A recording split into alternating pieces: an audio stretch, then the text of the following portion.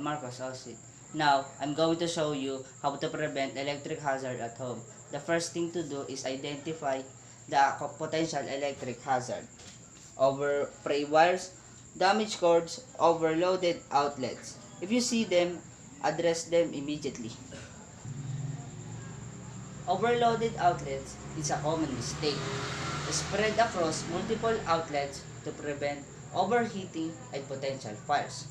Next, make sure turn up the power source to prevent electrical ground. Do's and don'ts to avoid electric shock at home. Never use damaged outlets. Never use defective electric device. Pull on the plug and not on the cable, unplug an electric device.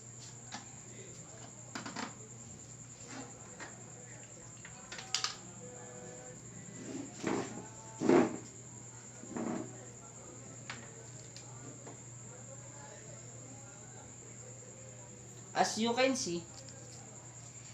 can see, this extension has a damaged cord and it's very dangerous to use. The best thing to do is buy a new one or dispose it.